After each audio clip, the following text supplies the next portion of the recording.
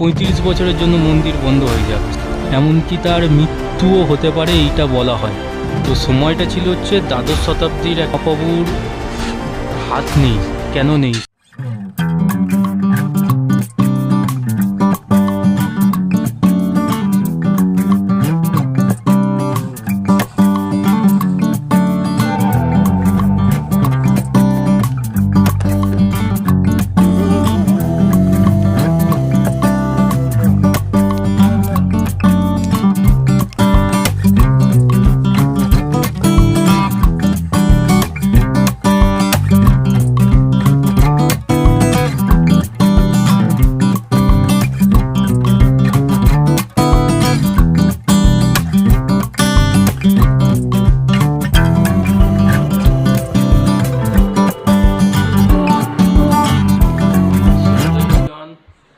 তো এই চাটা খাচ্ছি, চাটা খেয়ে এবার যাবো মন্দিরে। 3 দিন হলো এখানে আসলাম, কিন্তু 3 দিনের মধ্যে 3 দিন অ্যাকচুয়ালি 2 দিন হয়েছে, 2 দিন হলো এখানে আসলাম, 2 দিনের মধ্যে একদিনও মন্দিরে যাওয়া হয়নি। তো ফার্স্টে আজকে হচ্ছে আমি মন্দিরে যাব, আমার প্রথম কাজ আজকে হচ্ছে মন্দিরে যাওয়া। দেন মন্দির থেকে ঘুরে এসে বাড়ি যাওয়ার জন্য বেরাবো। তো বাড়ি যাওয়ার জন্য এখনও সময় আছে, এখনও বাজে হচ্ছে 5:30, অ্যান্ড বাড়ি যাওয়ার জন্য বেরাবো হচ্ছে 8টা 8:30 করে, সে দেরি আছে, অসুবিধা নেই। মিস্টিরিয়াস জায়গা, তো সেই মিস্টিরিয়াস জায়গাতে কি কি হয় না হয় মিস্টিরিয়াস, আমি তোমাদের সব কিছু আজকে এই ভিডিওতে ডিটেলসে বলবো। সো মানে যতটা জানি ততটা বলবো, অসুবিধা নেই।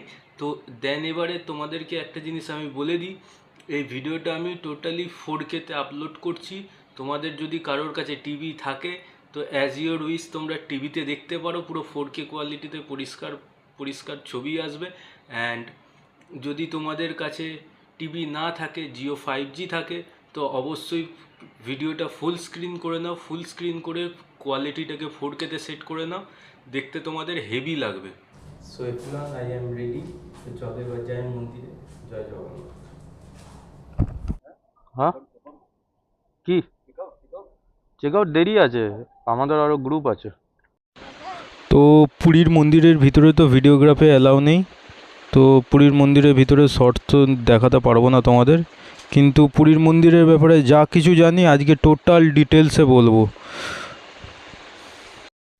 তো চলো এবারে আর দেরি না করে তাড়াতাড়ি শুরু করি। তো সময়টা ছিল হচ্ছে দ্বাদশ শতাব্দীর একটা সময়, বছরটা ছিল হচ্ছে 1112।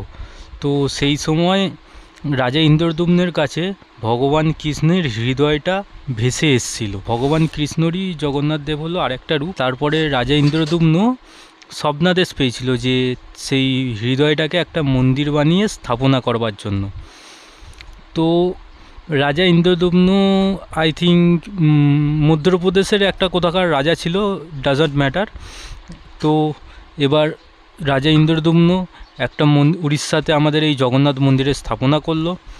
তো মন্দিরের স্থাপনা হয়ে গেল, এবার ভগবান বানাবার পালা। তো ভগবান বানানোর যারা কারিগর ছিল সেই সময়ে, তো সব কারিগররা আসলো, এসে বললো যে এইরকম এইরকম হবে, কিন্তু সব কিছু করবার পরেও কোনো কিছু যেন ঠিকঠাক হচ্ছিল না। তো সেই সময় ভগবান বিশ্বকর্মা একটা কারিগরের রূপ নিয়ে আসলো সেখানে, এসে মূর্তি বানাবার জন্য সব কিছু প্রস্তুতি নিল। তো তখন প্রবলেম হলো যে এবার ভগবানের মূর্তিটা কী দিয়ে তৈরি হবে। তো সেই সময়ে আবার একবার রাজা ইন্দ্রদ্যুম্ন স্বপ্নাদেশ পেয়েছিল যে ভগবানের মূর্তি বানাবার জন্য কাঠ, সেই কাঠটা জলেতে ভেসেই আসবে।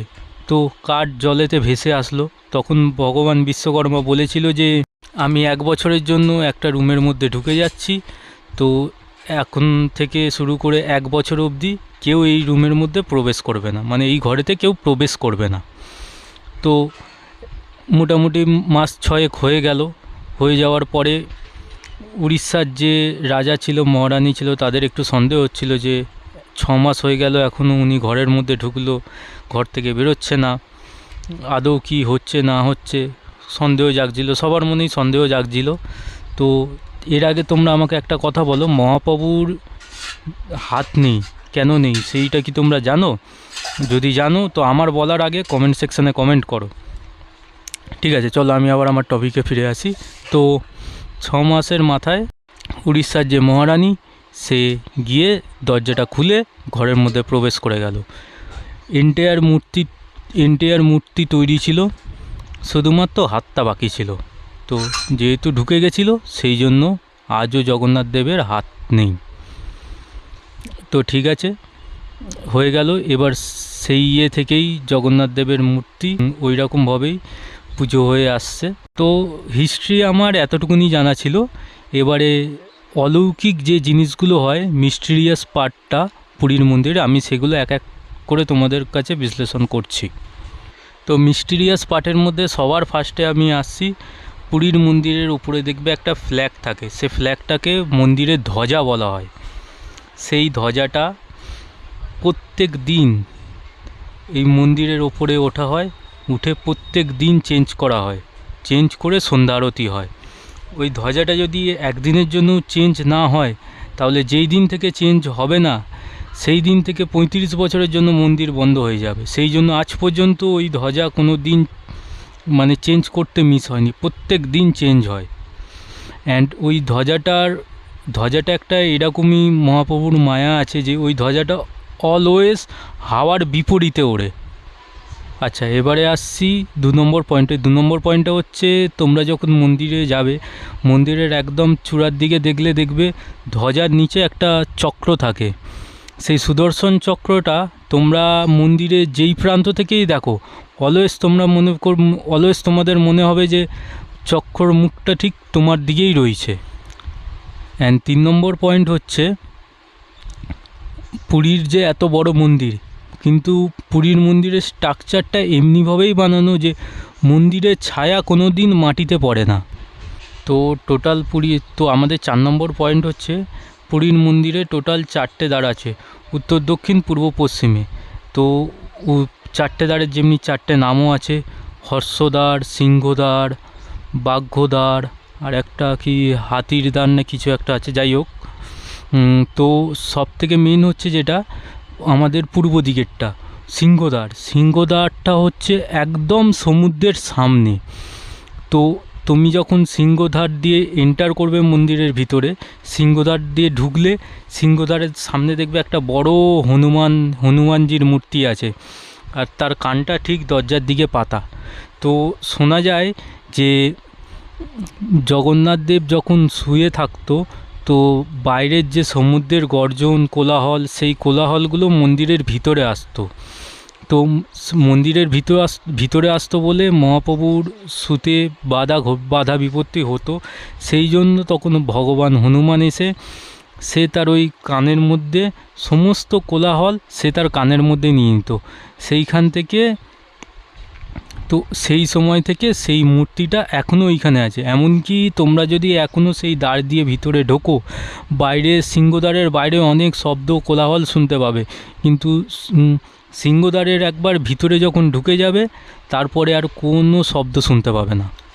আচ্ছা, এবারে আমাদের 5 নম্বর পয়েন্টটা হচ্ছে, আমরা যখন কোনো সমুদ্র সি বিচে যাই, তখন অলওয়েজ সকালবেলা দেখবে হাওয়া সমুদ্র থেকে তীরের দিকে আসে, এবং সন্ধেবেলাতে তীরের দিক থেকে আবার সমুদ্রের দিকে ফিরে যায়। কিন্তু পুরীর মন্দিরে ঠিক এটা উল্টোটা হয়, সকালবেলা হাওয়া সমুদ্রের দিকে যায় এবং সন্ধেবেলায় হাওয়া সমুদ্রের দিক থেকে তীরের দিকে আসে। তো এইবারে যে মিস্টিরিয়াস ইনসিডেন্ট আমি তোমাদের কাছে বিশ্লেষণ করছি, এটা খুবই গুরুত্বপূর্ণ। তো প্রত্যেক 12 থেকে 14 বছর ছাড়া যখন জোড়া আষাঢ় হয়, অ্যাকচুয়ালি এটা ফিক্স নেই, যখন জোড়া আষাঢ় হবে তখনই হবে। যেমনি আমাদের জোড়া শ্রাবণ হয়, তেমনি জোড়া আষাঢ় হয়। সেই জোড়া আষাঢ়ের সময় মহাপ্রভুর যে মূর্তি আছে সেই মূর্তিটা বদলানো হয়। তো এই মূর্তিটা বদলাবার জন্য যে ওইখানকার মানে পুরীর মন্দিরে যিনি হেড পূজারী, তার কাছে স্বপ্নাদেশ আসে যে কোন গাছের কাঠ দিয়ে মহাপ্রভুর মূর্তি তৈরি হবে না হবে। তো সেই যে গাছের কাঠ দিয়ে মহাপ্রভুর মূর্তি তৈরি হবে, সেই গাছের কাঠেরও অনেক মিস্টিরিয়াস জিনিস আছে। সেইটা নিম গাছ হতে হবে, কিন্তু গাছ থেকে চন্দনের গন্ধ আসবে। তারপর শঙ্কর ছবি থাকবে, গাছের ওপর দিয়ে কোনো পাখি যাবে না, গাছেতে কোনো দিন কোনো পাখি বসবে না, এমনকি চারিদিকে গাছের চারিদিকে সাপ দিয়ে ঘেরা থাকবে। তো সেই গাছের স্বপ্নাদেশ সেই হেড পূজারীর কাছে আসে। তো সেই দিয়ে সেই গাছের কাঠ দিয়েই মহাপ্রভুর মূর্তি বানানো হয়। এবং যেটা আগে যেই মূর্তিটা মন্দিরে থাকে সেই মূর্তিটাকে ওই জগন্নাথ মন্দিরের মধ্যেই কবর দেওয়া হয়। তো সেই জগন্নাথ মন্দিরের মধ্যে ঢুকলে তোমরা সেই কবরটাও তোমরা দেখতে পাবে। আচ্ছা, মহাপ্রভুর মূর্তি বানানো, কবর দেওয়া হয়ে গেল। এবারে মেন জিনিস হচ্ছে মূর্তিটাকে বদলানো।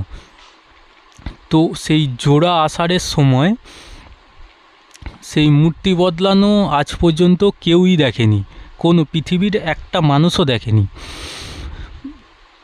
যখন জোড়া আষাঢ় হয় সেই সময় একদিনের জন্য গোটা উড়িষ্যার আলো বন্ধ থাকে, পুরো উড়িষ্যার লাইন, পুরো উড়িষ্যার কানেকশান বন্ধ থাকে, আলো পাখা কিচ্ছু চলবে না সেই দিনকে সকালবেলা যে ওইখানকার হেড পুরোহিত থাকে 3-4 জন, সেই পুরোহিতের চোখেতে তোমার রুমাল চোখ বেঁধে দেওয়া হয় এবং তারা সেই যে নতুন মূর্তি আছে পুরনো মূর্তির মধ্যে থেকে হৃদয়টা বের করে নতুন মূর্তিতে দিয়ে দেয়। এমনকি এখনও এরকম শোনা যে সেই যে হৃৎপিণ্ডটা আছে সেই হৃৎপিণ্ডের স্পন্দন নাকি এখনও হয়। তো এই প্রসেসটা করবার সময় কেউ যদি সেই প্রসেসটা করতে দেখে নেয়, এমনকি তার মৃত্যুও হতে পারে, এইটা বলা হয়। তো দেখতে দেখতে দেখো আমরা পুরীর মন্দিরে চলে আসলাম। তো চলো আগে মন্দিরটা একটু ঘুরি, তারপরে তোমাদের সঙ্গে আবার কথা বলছি। আচ্ছা, এই যে দেখছো এগুলো হচ্ছে মন্দিরের পান্ডা। মন্দিরের ভিতরে যে পান্ডা থাকবে ভুলেও কিন্তু তাদের গায়ে কোনো দিন হাত দেবে না, মানে ভুল করেও যাদের টাচ না হয়। টাচ হয়ে গেলে কিন্তু একবার আর রক্ষে নেই।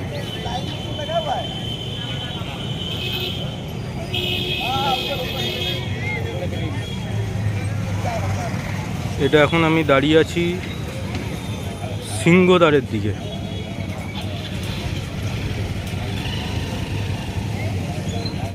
তো বন্ধুগণ, এইটা হচ্ছে আমাদের পুরীর মন্দিরের রথ। প্রত্যেক বছর আষাঢ় মাসে মহাপ্রভু এই রথে করে মাসির বাড়ি যায় এবং আবার উল্টো রথে ফেরত আসে। তোমরা দেখছো এইটা হচ্ছে পশ্চিম দ্বার।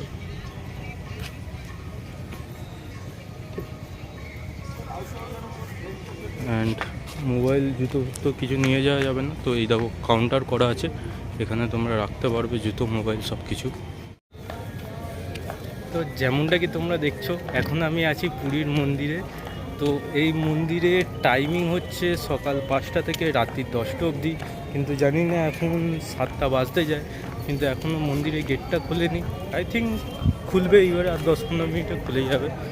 তো চলো সামনেটা দাঁড়িয়ে দেখি গেটটা খুলুক, তারপরে যাবো একটু ভিতরে। আর ভিতরে মোবাইল, ক্যামেরা, জুতো অ্যালাউ নেই। তো সামনে ওই কাউন্টার দেখালাম, ওই কাউন্টারে তোমরা সবাই রেখে যাবে।